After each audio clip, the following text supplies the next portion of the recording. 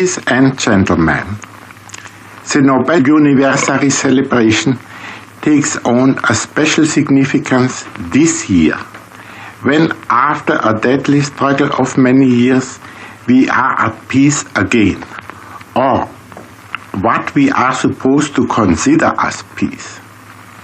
And it bears a still more significant significance for the physicists who, in one way or another, were connected with the construction or the use of the atomic bomb.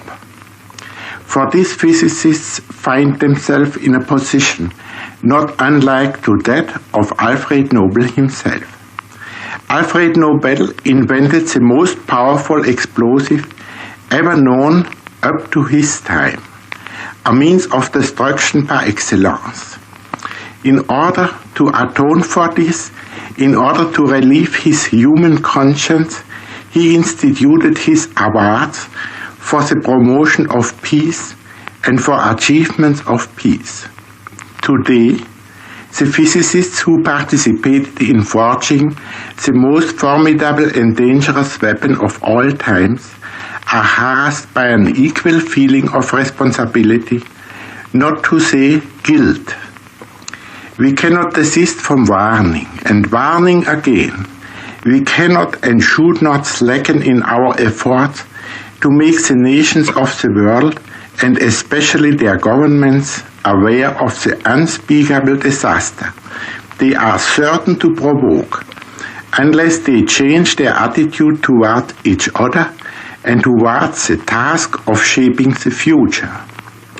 We helped in creating this new weapon in order to prevent the enemies of mankind from achieving it ahead of us, which, given the mentality of the Nazis, would have meant inconceivable destruction and the enslavement of the rest of the world. We delivered this weapon into the hands of the Americans and the British people as trustees of the whole mankind, as fighters for peace and liberty. But so far, we fail to see any guarantee of peace. We do not see any guarantee of the freedoms that were promised to the nations in the Atlantic Charter. The war is won, but the peace is not. The great powers united in fighting are now divided over the peace settlements. The world was promised freedom from fear, but in fact, fear has increased tremendously since the determination of the war. The world was promised freedom from want, but large parts of the world are faced with starvation, while others are living in abundance. The nations were promised liberation and justice, but we have witnessed and are witnessing even now the sad spectacle of liberating armies firing into populations who want their independence and social equality, and supporting in those countries by force of arms such parties and personalities as appear to be most suited to serve vested interests. Territorial questions and arguments of power, obsolete though they are, still prevail over the essential demands of common welfare and justice.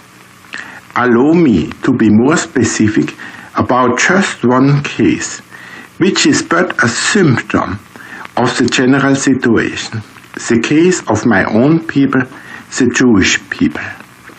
As long as Nazi violence was unleashed only, or mainly, against the Jews, the rest of the world looked on passively, and even treaties and agreements were made with the patently criminal government of the Third Reich. Later, when Hitler was on the point of taking over Romania and Hungary, at the time when Majdanek and Oswiecim were in Allied hands, and the methods of the gas chambers were well known all over the world, all attempts to rescue the Romanian and Hungarian Jews came to naught because the doors of Palestine were closed to Jewish immigrants, and no country could be found that would admit those forsaken people.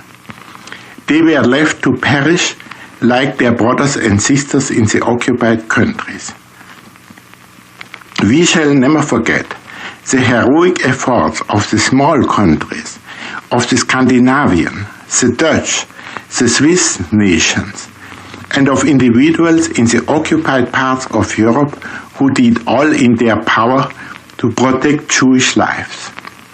We do not forget the human attitude of the Soviet Union, who was the only one among the big powers to open her doors to hundreds of thousands of Jews when the Nazi armies were advancing in Poland.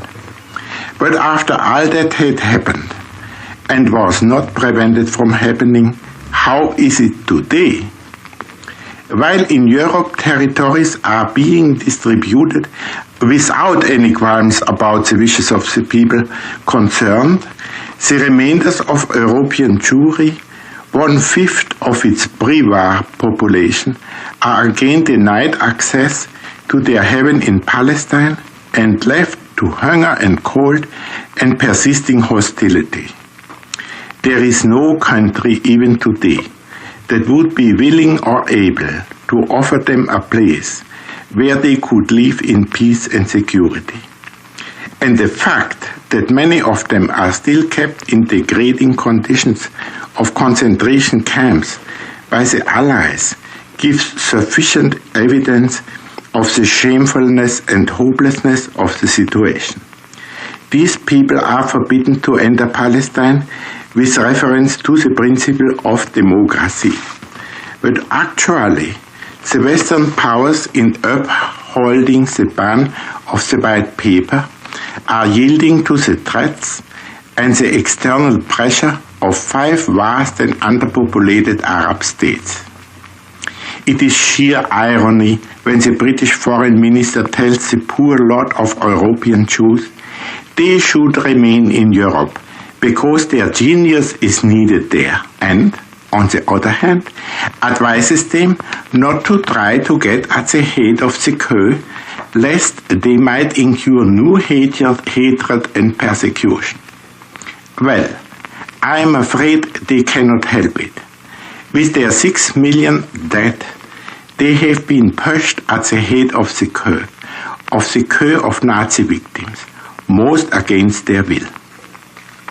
The picture of our post-war world is not bright. As far as we, the physicists, are concerned, we are no politicians, and it has never been our wish to meddle in politics. But we know of few things that the politicians do not know, and we feel the duty to speak up and to remind those responsible that there is no escape into easy comforts, there is no distance ahead for proceeding little by little and delaying the necessary changes into an indefinite future. There is no time left for petty bargaining. The situation calls for a courageous effort, for a radical change in our whole attitude, in the entire political concept. May the spirit that prompted Alfred Nobel to create this great institution, the spirit of trust and confidence, of generosity and brotherhood among men, prevail in the minds of those upon whose decisions our destiny rests. Otherwise, our civilization will be doomed.